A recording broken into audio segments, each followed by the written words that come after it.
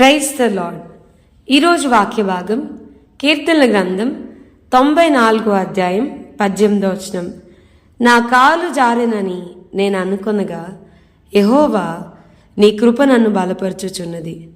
ఈరోజు ఈ వాక్య భాగం ద్వారా దేవుడు మనతో మాట్లాడుతూ ఉన్నారు. ఈ కీర్తనలు 94:18కి ముందు 17వ వచనాన్ని చూస్తే దైవజనుడైన మోషే చేసిన ప్రార్థన మనం చూడొచ్చు. 17వ వచనంలో ఆయన అంటా ఉన్నారు కదా, యెహోవా నాకు సహాయం చేసి ఉండని ఎడల నా ప్రాణము శీఘ్రముగా మౌనమందు నివసించి ఉంటును. నా కాలు జారెనని నేను అనుకొనగా యెహోవా నీ కృప నన్ను బలపరచుచున్నది అని చెప్తా ఉన్నారు కదండి. ఈరోజు మనం ఏమై ఉన్నామో అది ఆయన కృపే. ఈరోజు మనం పరిశుద్ధంగా ఉన్నామా? ఈరోజు మనం ప్రార్థన చేసుకోగలుగుతున్నామా? ఈరోజు మనం ఒక ప్రభువుని బట్టి కొంత సాక్ష్యాన్ని కాపాడుకోగలుగుతున్నామా? సాక్షులుగా నిలబడగలుగుతున్నామా? It's not by what we are, మనమేంటి కాదు, మన భక్తిని బట్టి కాదు, ఆయన కృపే మనల్ని బలపరుస్తుంది.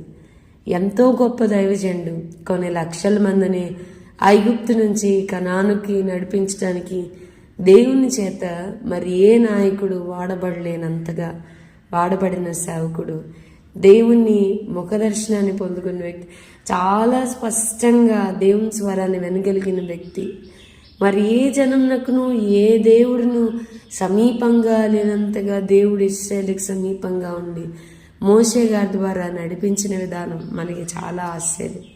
మరి అలాంటి గొప్ప దైవజనుడు ప్రార్థన చేస్తూ అన్నాడు, ప్రభా నా కాలు జారిందని నేను అనుకున్నప్పుడు నీ కృప నన్ను బలపరుస్తూ ఉంది. చాలాసార్లు మనం కూడా అంతే కదండి. ఇక ఈ పాపాన్ని నేను జయించలేను, ఈ జబ్బును నేను జయించలేను, ఈ సమస్యను నేను జయించలేను, ఇది నాకు అసాధ్యం, ఇది నా వల్ల కాదు. బాబోయ్, ఇలాంటి కాలేజ్లో ఇలాంటి యూనివర్సిటీలో పరిశుద్ధతను కాపాడుకోవడం చాలా కష్టం, టఫెస్ట్ అని మనం అనుకున్న ప్రతిసారి, నా కాలు జారిపోయింది, నేను ఇక ఐ మెట్ టు ఫాల్ అనుకున్న ప్రతిసారి ఆయన కృప మనల్ని బలపరుస్తూ వస్తుంది. ఈ వాక్యం వింటున్న ప్రియమైన వాళ్ళరా, ఆయన కృపను చాలా దగ్గరగా ఆవరిస్తున్న వాళ్ళ, ఆయన కృపను అనుభవిస్తున్న వాళ్ళరా. అందుకనే వాక్యం చెప్తుంది కదండి, వెనకను ముందును ఆయన కృప చేత ఆవరించబడి ఆయన మనల్ని నడిపిస్తూ ఉన్నాడు కదా. చాలాసార్లు ఇది నాకు అసాధ్యం, ఇక నా పరిస్థితి అయిపోయింది, ఇక నా వల్ల కాదు అనుకున్న ప్రతిసారి ఆయన కృప మనల్ని బలపరుస్తూ వస్తుంది. 19వ వచనంలో నా అంతరంగమందు విచారములు హెచ్చగా నీ గొప్ప ఆదరణ నా ప్రాణం నాకు నెమ్మది కలుగు చేసినది.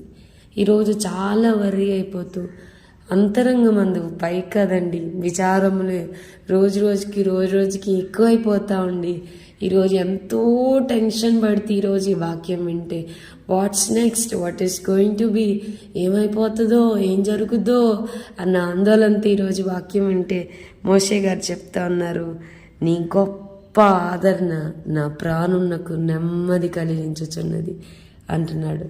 సో దేవుడు ఈ వాక్యం వింటున్న మనలను తన కృపతో బలపరచాలనుకున్నారు.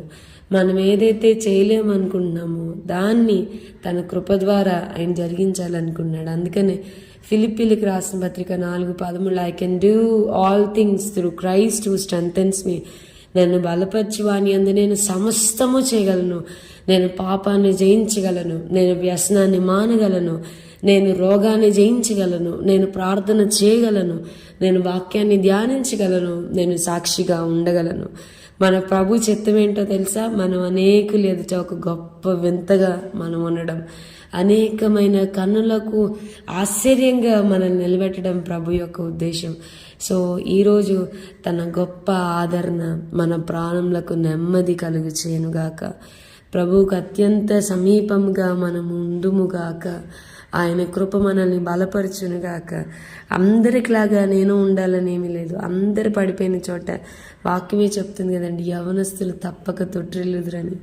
కానీ తొట్టిల్లకుండా మనల్ని కాపాడే ప్రభువు మనకు ఉన్నారు. ఆయన కృప మనల్ని బలపరచునుగాక. అనేకమైన అసాధ్యమైన కార్యములకు మన జీవితము కేర్ ఆఫ్గా మార్చబడనుగాక. ప్రార్థన చేసుకుందాం. ప్రభా, ఈరోజు వాక్య భాగం ద్వారా మీరు మాతో మాట్లాడినందుకు వందనాలు. మోషే వంటి గొప్ప దైవజనుడు చేసిన ప్రార్థన ద్వారా ఈరోజు మీరు మాతో మాట్లాడుతూ వచ్చారు. మా ప్రియులైన వారందరినీ మీరు దర్శిస్తూ వచ్చారు. అందరిని బట్టి మిమ్మల్ని స్తుతిస్తూ గానపరుస్తూ యేసు నామమున అడిగి వేడుకొంచున్నాం తండ్రి. Amen. God bless you and have a blessed day.